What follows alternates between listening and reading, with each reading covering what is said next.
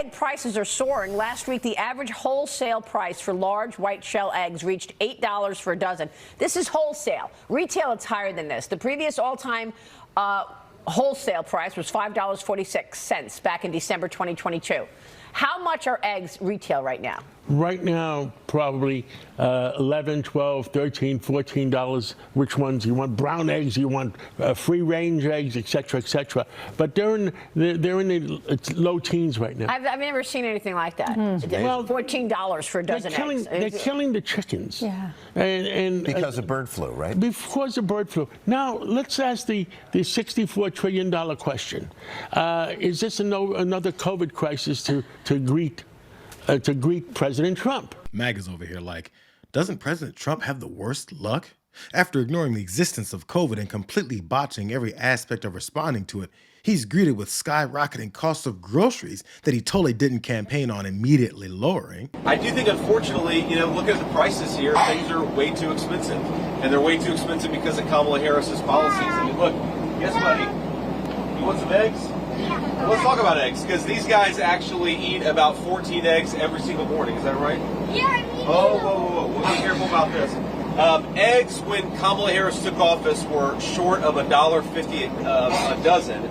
Now a dozen eggs will cost you around $4 thanks to Kamala Harris's inflationary policy. Either the MAGA Republican Party thinks that no one captured hours and hours of their footage and posts about the cost of eggs, or they know MAGA supporters are too busy basking in the glow of Trump's hatred-driven policies to care. Either way, denying reality seems to be their only response to the problem that they campaigned on, but no longer give a damn about. Look, this is a hearing about free speech. My colleague from Texas said nobody blamed Biden for the cost of eggs, and he has every right to say it because it's free speech. But that is total bullshit, okay? All of my colleagues were blaming Biden from eggs. Former President Trump blamed him on October 26th before the election, blaming him for the price of eggs. So let's get some grip. I don't have to keep repeatedly playing the president talk about how he invented the word groceries while campaigning on it. Everyone already knows that. What they've done is tested the limits of bending their supporters' grasps on reality and determined that they could tell them that a pile of shit is a Snickers bar and they'd happily go eat it. But now that they're completely full of it after a few weeks of his presidency, the truth is beginning to bubble to the surface. I need your help to save my farm and many other farms. I wanted to give you guys an update on what we figured out with our contract through NRCS. So to give you some backstory, if you haven't watched the previous video, please go out, watch that previous video I've got on there. We are possibly going to lose our farm if NRCS doesn't hold up their contract with us on the EQIP program.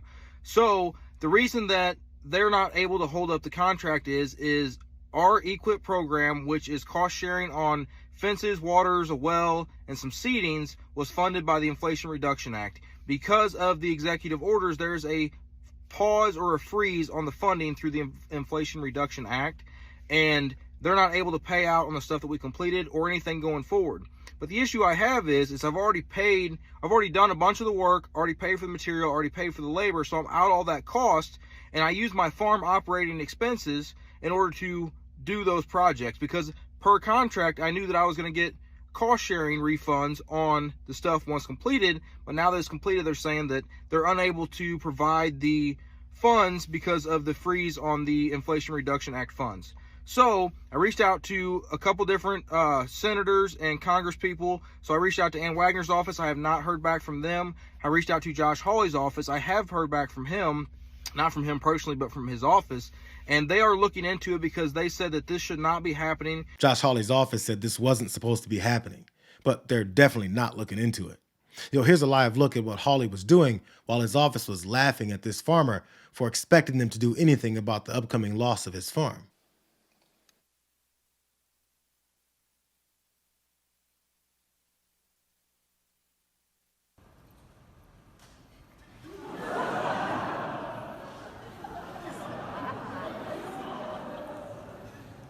There were overwhelming signs, not even signs, but promises from this president that he was going to screw over the country, including his voters. He told them that he doesn't care about them. I voted for Trump, and I regret it now. As a Hispanic, I voted for Donald J. Trump. Dude, I regret it so much, man. I am regretting my vote for Donald Trump. I voted for Donald Trump, and now I regret it. lot of people who were like me voted for Trump and have to account for that. I regret voting for Trump. So deeply regret my vote for Donald Trump. I regret voting for Trump. I was a dumbass, voted for Trump. It was the worst decision I ever made.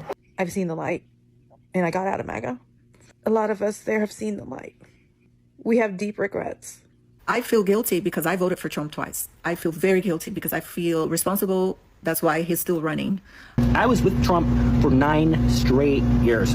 I'm disappointed. I'm very disappointed in Trump right now. I'm seeing discussions in comment sections that span from people saying, "F around, find out," to we have to embrace these 4 to 5 MAGA folks that realize what's happening and not ridicule them now that they're voicing their regrets. Because we need them to fight back more effectively, which I understand, mainly because of the obvious fact that nearly all of us are going to have to suffer under this never-ending stupidity if we don't. But if his policies didn't actually come for his voters and only affected those that voted against him the way that he promised that they wouldn't, would they have unity on their minds?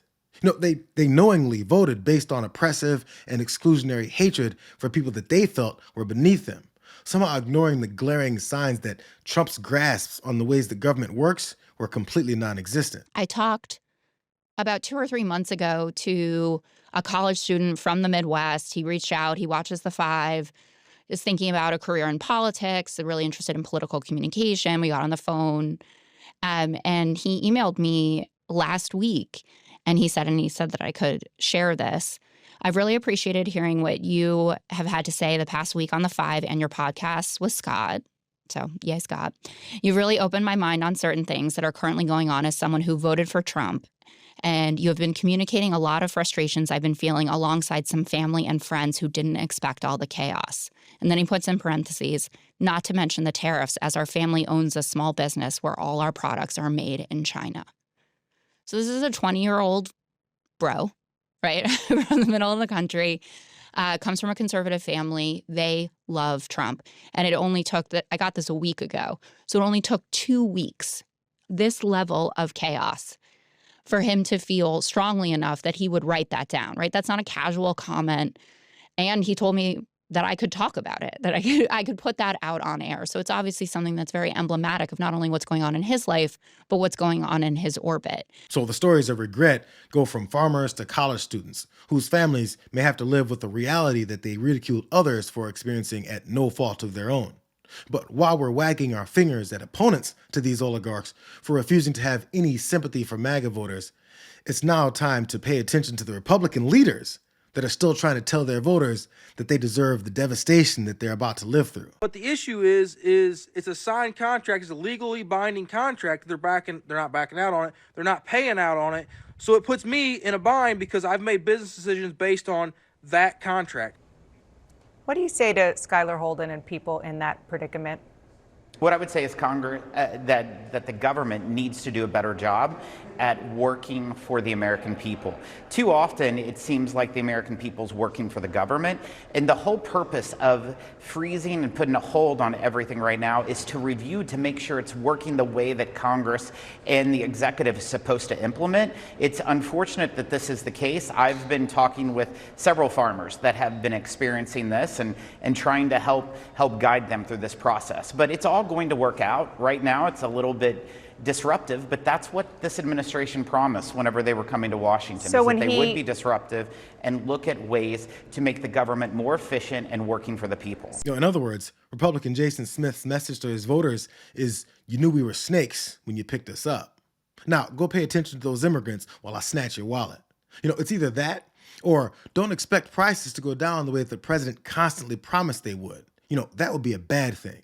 That's what Chris Sununu said. But on prices, people are wondering, when are the groceries going to go down? When are the housing costs going to go down? When are the inputs into their lives going to go down? Effectively, they're not, though, right? That would be deflation. When we say price is going to, it means they finally stabilize at about a 1% inflation. If you had everything go down 10%, that might sound great, but that means we have a massive economic crisis in the country, right?